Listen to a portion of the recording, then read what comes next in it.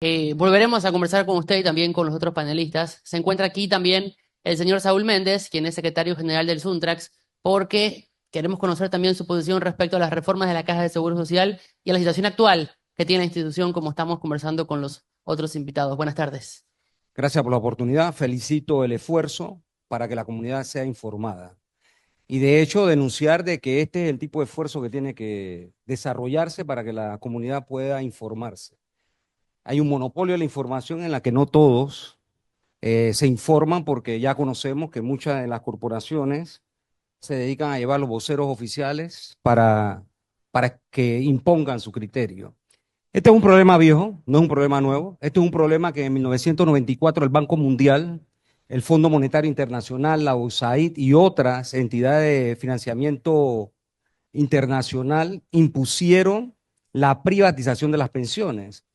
Lo que estamos viviendo hoy sería la segunda fase o culminación de la privatización de las pensiones en Panamá. Empezó en el 2005 con Martín Torrijos y su gobierno, la asamblea de turno que fueron responsables de la aprobación y en el preciso momento que se aprobó primero la ley 17, que fue la ley de la muerte, derrotada en las calles por 32 días de huelga de distintos sectores, se abrió entonces una mesa para tratar de discutir el tema del seguro social. Finalmente, la mesa se la robaron, se fueron a Gamboa, hay un grupito y aprobaron la ley 51. La ley 51, ese hueco del que se ha hablado ya aquí, se creó desde el mismo momento en que se reformó con la ley 51. Si el sistema era único, solidario, y el sistema se parte entre el solidario y el mixto, creando cuentas individuales y privatizándolas, entonces se rompió con el mecanismo de solidaridad entre generaciones, que es como funciona, de carácter público, que también le llaman de reparto. Y se sabía que el hueco del que se está hablando, que técnicamente le llamaron el modelo de transición, tenía que ponerlo a alguien. En este caso, se lo recargaban al Estado para que en efecto fuera el que cubriera el hueco. Eso no ocurrió en Panamá. Y obviamente se ha ido empeorando el caso del sistema público, todavía aún solidario. Pero ¿de qué se trata? Aquí no han dicho los representantes del gobierno que crearon una medida nueva. Eso es falso. Yo invito a buscar el informe del Banco Mundial de 1994 cuando privatizaron las pensiones. Lo hicieron en 30 países, entre lo que se conoce como Europa del Este, países exsoviéticos y América Latina. De 192 estados que existían en ese momento en el mundo, se utilizaron estos 30 como conejillo de India. 20 años después, ya habían estudios que marcaban, tanto de la Organización Internacional del Trabajo como de la Asociación Internacional de Seguridad Social y el propio Banco Mundial y la OCDE, reconocieron el grandísimo daño que habían generado con este modelo de privatización de pensiones, así lo llaman. ¿Y en qué consiste ese modelo que es el que han presentado ahora con la ley 63 para profundizar el que se hizo en el año 2005 con la ley 51? Consiste en transferir los fondos a entes privados para que los administren, en estos casos bancos y administradoras de fondos de pensiones. Consiste en que el análisis de la OIT, que es del año 2019, analizando 30 años o 3 décadas de seguros privatizados, indican que hubo beneficiarios de esa política y fueron específicamente los bancos, las grandes corporaciones de banco, donde depositaron los fondos, pero también lo fueron las administradoras de pensión. En el caso de Chile, por ejemplo, es escandaloso. Si usted cotizaba 25 años, 5 de esos años era para pagar a las administradoras de fondos de pensión. Este modelo trajo inequidad de género entre hombres y mujeres, castigó aún más a las mujeres, redujo los beneficios, porque eso es lo que persigue este tipo de proyectos, reducir los beneficios. ¿Cuáles beneficios? Lo que llaman tasa de sustitución, que lo que significa en buen cristiano es cuánto te toca a ti cuando te vas con una pensión o una jubilación. En el caso de antes de la ley 51, se buscaba el promedio de los 7 últimos mejores salarios que tú hayas tenido como trabajador para calcular el 7%. Con la ley 51 se plantearon 10 años promedio, lo cual redujo las pensiones. Esto es un problema de cálculo matemático sencillo. Y ahora lo que está proponiendo el proyecto del gobierno es tomar todos los salarios históricos. Desde que el día que usted entró, quiero poner un ejemplo propio, yo empecé en la construcción ganando 1.25. Hoy un trabajador calificado está ganando 10, 8, 12 dólares la hora. Si me buscan el promedio de mis últimos 10 años, como dice la ley 51, mejores de salario, obviamente mi 60% va a ser más alto. Pero si me buscan el histórico del 1.25 hasta ahora, entonces eso significa que mi promedio va a bajar. Esa es la filosofía. Por eso es que nosotros decimos que esta es una filosofía de trabaja más, paga más y muere rápido. Adicionalmente a eso, hubo otros problemas que generó esta reforma, que es la misma de la ley 51 y que han presentado con la ley, el proyecto de ley 163, es el tema concerniente a que una vez quebraron los fondos, después de que gozaron de ellos, y esto ocurrió en el año 2007 y 2008 con el CRAP en Estados Unidos, es decir, el quiebre económico que hubo allí y en Europa, entonces los estados tuvieron que entrar a tomar el problema, después de que los bancos y las administradoras de pensiones habían lucrado ampliamente de eso.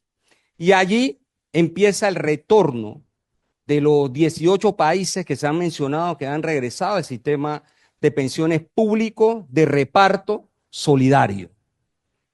¿Por qué han regresado al mismo concepto que se había modificado con anterioridad? Porque es con el que nació, es con el que puede ser sostenido, sustentable.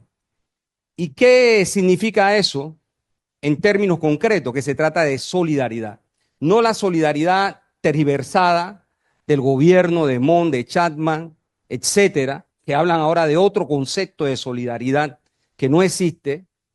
Y naturalmente lo que estamos planteando es que las reformas son inconsultas, porque incluso cuando usted busca, y puede hacerlo cuando guste, cuando se convocó la mesa famosa, que dijeron que era de conversación y que después degradaron a de escucha, eso lo dijo Mulino, por un lado, que era de conversación, y después Chapman dijo que era de escucha en medio de la mesa.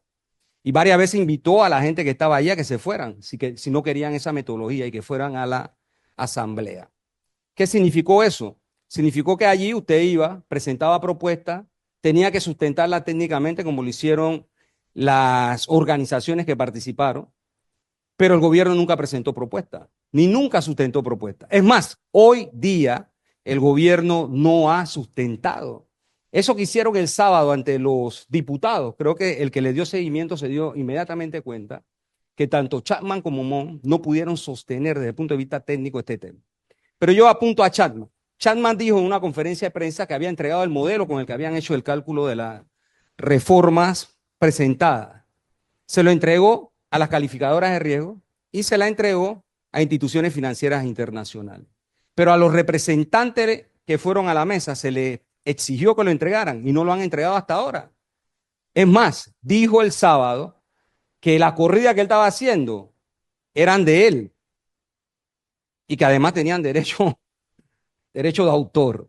Estamos hablando de políticas públicas y que un director diga que una herramienta que requiere la sociedad para debatir este problema es de su autoría y en consecuencia eso no está al servicio de la población, naturalmente eso desnaturaliza la discusión. Quiero decir, para terminar de caracterizar esto, esperando que podamos entrar en propuestas en los próximos bloques, quiero decir que hasta el sol de hoy lo que se ha presentado no fue consensuado. Aquí se ha violado, por ejemplo, el convenio 102 de la OIT, que dice que estos regímenes de pensiones deben ser discutidos entre el gobierno, los trabajadores y el sector privado, buscar consensos entre ellos, además con el resto de la sociedad que tienen que ver con este tema para buscar real salida. Entonces, lo que ocurrió en el 2005 y lo que se pretende que ocurra hoy en el 2024 es profundizar aún más la desgracia que ya está viviendo el pueblo panameño y en consecuencia los futuros pensionados de la Caja del Seguro Social. Don Saúl Méndez, propuestas para el tema de la Caja de Seguro Social. Fíjate, hay que decir lo siguiente, el estudio del que nosotros estamos hablando revisó las pensiones del mundo, no las de Panamá solamente, las del mundo. Entonces, decir aquí que llevan a invertir al sector privado, cuando lo que mostró el estudio de la OIT es que el sector privado sí se benefició y quien pagó ese lucro fueron los trabajadores. Obviamente eso muestra el nivel de interés que hay en medio de esto. Como dijo Mulino, salvar el sistema financiero, no las pensiones, ni las jubilaciones, ni la caja del Seguro Social. Es el sistema financiero y eso es inaceptable, por un lado. Por otro lado, se está hablando de 3 décadas de fracaso. Así es como lo ha catalogado los expertos, tanto de OIT como de la Asociación Internacional de Seguridad Social del Mundo. Así que yo creo que eso lo puntualizo. ¿Qué hemos propuesto? Que creo que es un elemento importante y que no es un tema que estamos estudiando ahora, sino que lo sostuvimos en medio de la discusión. El micrófono, por favor, don Saúl. Gracias. Lo sostuvimos en medio de la discusión en el año 2005. Ya se ha manifestado aquí por parte del profesor Herrera que hay problemas de carácter estructurales. ¿Cuáles son los problemas de carácter estructurales? Que los jóvenes están ingresando ahora, después de los 30 años, al mercado de trabajo y las mujeres lo hacen todavía más tarde. ¿Por qué? Por la flexibilización laboral. Por eso que dice que para darte a ti empleo, tienes que tener un primer empleo. Eso no existía antes. Se van buscando variables para precarizar los puestos de trabajo. Ahora te sacan categorías como informal dentro de la formalidad. ¿Qué significa? Personas que están trabajando en el sector público y privado, que contratan por servicios profesionales para no pagar seguro. Eso es ilegal. Entonces, si queremos hablar de resolver el problema de raíz, y paso, susodicho sea de paso, aquí nadie está reivindicando de ninguna manera ni las pensiones miserables que existen hoy, ni las prestaciones malas que existen hoy. Nadie está reivindicando eso. ¿Eh? Queremos pensiones dignas para vivir los últimos días de forma decorosa, decorosa. Eso es lo que queremos. Nadie está reivindicando el sistema actual de riesgos profesionales, que es una desgracia para el que se accidenta o se enferma profesionalmente, ni tampoco las pensiones actuales, ni el sistema de salud malo que tenemos y las prestaciones. Sería una irresponsabilidad hacer eso. Queremos cosas buenas, pero no que se profundice lo que ya hoy es una desgracia. ¿Qué hemos propuesto? Regresamos a nuestra propuesta. Primero, hay 3 variables que propusimos y sustentamos en la presidencia de forma técnica. La primera, regresar el sistema al sistema solidario. Eso resuelve un primer problema. ¿Cuál es? La supuesta falta de liquidez. ¿Por qué lo resuelve? Porque ya hay estudios de la OIT solicitado en aquel momento por el Ministerio de Trabajo que no han querido entregarla a los panameños, no está publicado eso en ningún lugar, que dice que si se integra el sistema, el programa Invalidez, Vejez y Muerte llega al año 32. Y los actuarios de la Caja, haciendo el mismo ejercicio, plantearon el año 38 y el año 44. La propuesta de 10 organizaciones de 11 que fueron a la presidencia era volver a integrar los sistemas. Luego entonces se propuso que los empresarios coticen lo mismo que cotizan los trabajadores. Y sale la tesis de que, bueno, la pequeña empresa, ¿cómo va a ser? Pero detrás de la pequeña empresa se está escondiendo el gamonal. Bueno, hemos propuesto que suban a la gran empresa el 9.25%, que es lo que pagan los trabajadores en materia de pensión. Esa sería una segunda variable que hemos propuesto. Y la otra es que el gobierno, en efecto, el Estado aporte entre 3.5 de Producto Interno Bruto y 4 para ayudar a la reserva. Entonces, luego, ¿cómo la invertimos? Hemos propuesto que las reservas pueden invertirse en desarrollo nacional, no dársela a las instituciones financieras, a las administradoras de pensiones que tienen equipos especializados para lucrar. No. Que podamos invertir recursos, por ejemplo, en el cuarto puente de la Caja, con retornabilidad segura e intereses que sean mayores, en el desarrollo nacional, que resuelve problemas de carácter nacional, escuelas, hospitales, carreteras, etcétera, genera empleo, la Caja vive de las cuotas y se pagan del empleo, y eso, esas 3 variables, con esas 3 variables, los cálculos nuestros incluso indican que podemos subir las pensiones de 60 a 65, 70 de forma gradual. Eso se presentó, pero el gobierno no presenta cómo hacerlo. Ellos no presentan la fórmula de cómo calcularon. Y cuando les toca sustentarla, entonces creen que la palabra de Dino Mon es suficiente o la de Chapman. No, no funciona así. Esto es un problema técnico que tenemos que ver, es cierto. pero también tenemos que resolverlo haciendo corridas que todos estemos en igualdad de condiciones, porque el modelo que hay para hacer la corrida lo tiene el gobierno, pero no se lo da a la sociedad, se lo da a las instituciones financieras, se lo da a la banca privada, a los empresarios, uno de ellos dijo que lo tiene, pero el resto no lo tenemos. Tenemos que ver las variables e incorporar nuestras propuestas. Hay otras propuestas que complementan este tipo de situación. Por ejemplo, recursos provenientes del canal, que está dentro de nuestra propuesta, dirigidos a fortalecer el programa Invalidez, Vejez y Muerte. Hemos propuesto de igual forma el tema de los corruptos, se roban la plata y después te dicen, no, suficiente con una sanción moral. Si lo ves en un lado, le dices algo. Lo que dice la ley, el Código Penal y la Constitución es que hay que buscar al delincuente, procesarlo, meterlo preso y recuperar lo robado. ¿Cuántos millones se han robado? La morosidad, te dicen, es irrecuperable. En el proyecto están proponiendo, por ejemplo, que prescriba a los 20 años. ¿Cuántas acciones ha tomado la Caja del Seguro Social con los juzgados ejecutores o a través de la administración para demandar penalmente a quienes se han robado la cuota? ¿Dónde están las estadísticas? Pueden presentarlas. Todas las administraciones, la junta directiva, que en estos organismos donde hay un administrador, hay una junta directiva que sirve como de contrapeso, es decir, ¿qué es lo que propone la norma actual? Propone que el Ejecutivo tenga más poder dentro de la Caja del Seguro Social, es decir, para nombrar y para remover los directivos. Lo que hemos planteado en materia de autonomía, que tiene que ver con el programa de administración, es que los representantes en esa entidad los nombren las organizaciones nominadoras y que ellas sean las fiscalizadoras y puedan revocarlos si no cumplen en torno a su situación. En torno al programa de maternidad y enfermedad, hemos indicado que lo que hay es que fortalecer la prestación. Hay una mafia farmacéutica que dobla, triplica, cuadruplica los precios de los medicamentos, de los instrumentos médico-quirúrgicos y de todo lo que consume la caja con precios extraordinarios. Hemos propuesto incluso que se utilice el programa de la UNO para la compra y dotación de los medicamentos dentro de la caja. Eso baja los precios como ocurrió en México, como ocurrió en Guatemala, pero eso no se quiere aplicar aquí. ¿Qué más hemos propuesto en el riesgo de maternidad y enfermedad? Que tiene que ver realmente con la prestación de salud. Fíjese, el hospital ese que llaman Ciudad de la Salud ahora, que ha tenido como 3 nombres. Eso empezó la licitación con 490 millones. Terminó costando 1.200 millones y más. ¿De dónde salió la plata? ¿De qué programa creen ustedes que salió la plata? De maternidad y enfermedad. Si los déficits están marcando es por el alto robo que hay ahí. Entonces, ¿cómo podemos estar conformes con que se roben la plata, que haya impunidad y que no vayan presos los delincuentes y que no queremos eso? Queremos una prestación de salud, por ejemplo, que cambie el modelo. Hoy tenemos uno curativo. Hoy tenemos, sí, uno curativo, ¿verdad? Queremos un nuevo modelo preventivo.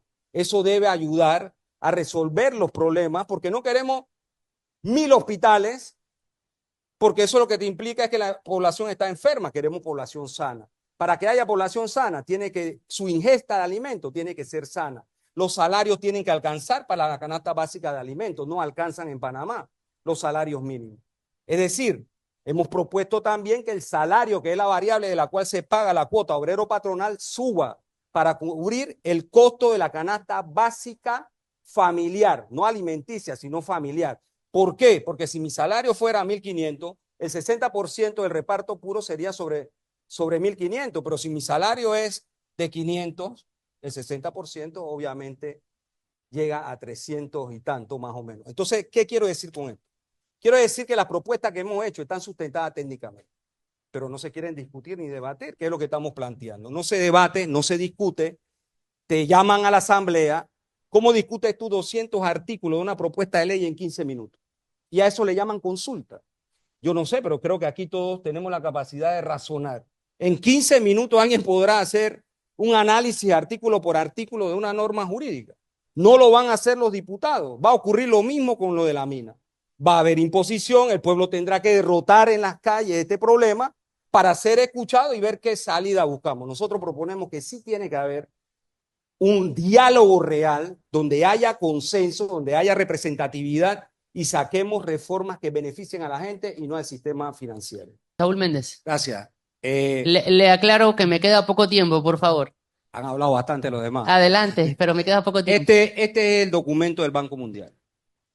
quiero decir con todo respeto que la propuesta aquí del profesor tiene que ver con eso. Aquí nadie va a inventar la rueda, ya está inventada hace mucho tiempo. ¿Cuál es el problema? Privatizar los fondos, lo dice el Banco Mundial, el Fondo Monetario, la OIT, la Asociación Internacional de Seguridad Social, son las cuentas individuales.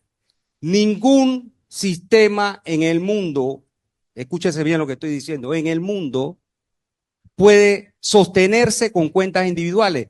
Las que crearon hace 30 años están revirtiéndolas al sistema público. Esa es la realidad.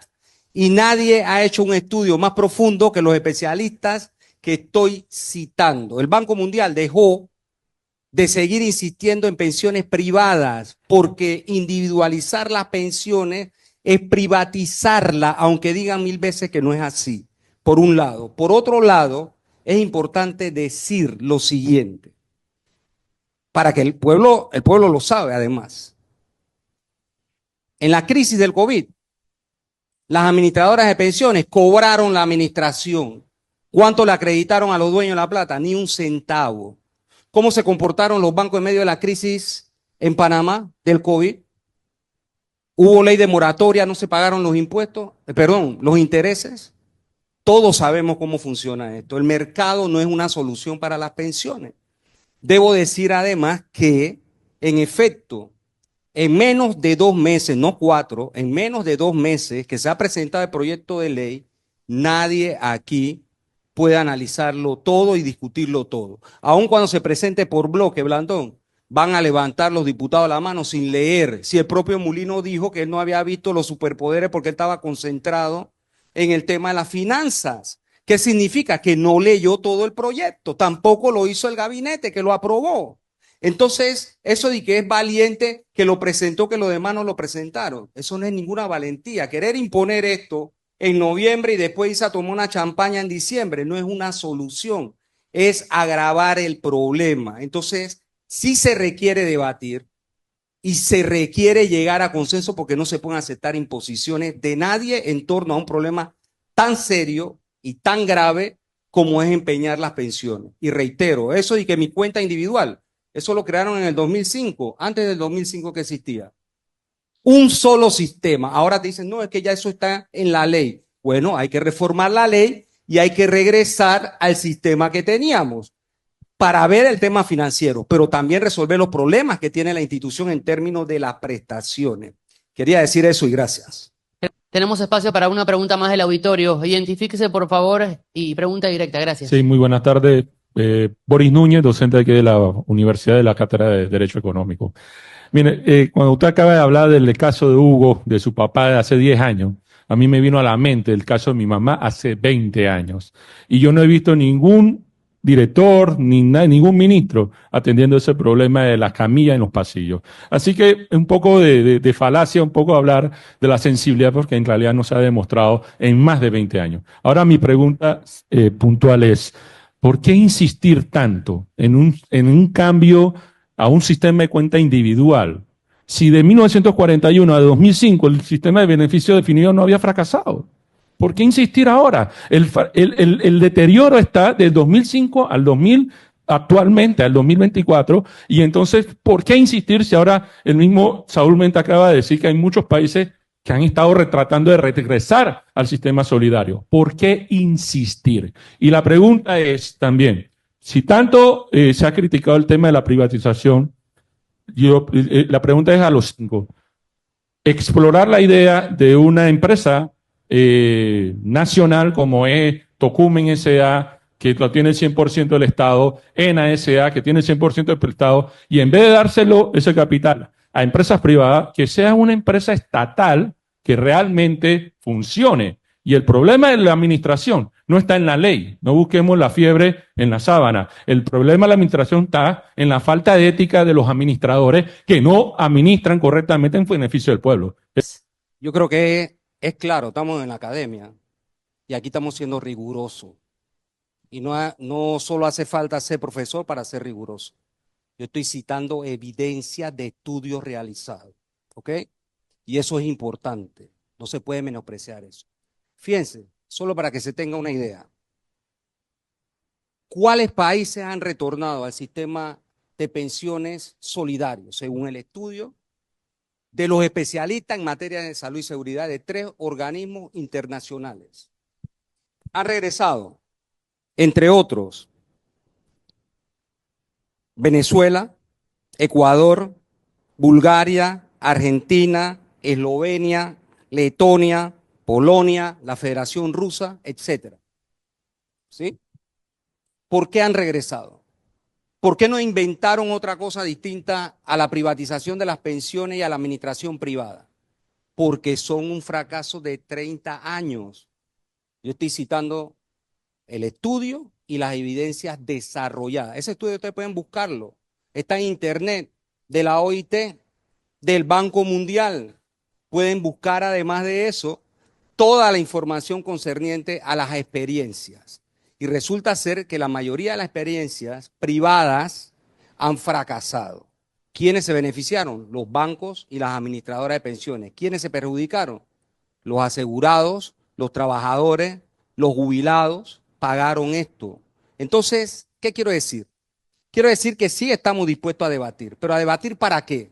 Nosotros entendemos que para la vida digna de la gente, para que la gente pueda retirarse de forma digna, para que la gente tenga salud digna, para que cuando se dé la prestación de riesgos profesionales se dé digno.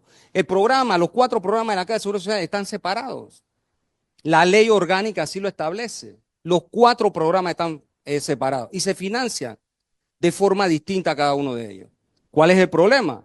El robo, el saqueo, la mala administración, y nadie rinde cuenta de ello. ¿Quiénes son los que han gobernado el país? ¿Quiénes nombran los directores? ¿Quiénes están representados en la Junta Directiva? El ministro de Economía y Finanzas de todos los gobiernos, está el ministro de Salud, está el Contralor sin derecho a sin derecho a voto, hay representantes del sector patronal, hay representantes del sector de los trabajadores y entraron otros, ¿sí? Entonces hay que buscar soluciones, pero soluciones reales, no soluciones que simplemente perjudiquen más a la gente que ya está perjudicada.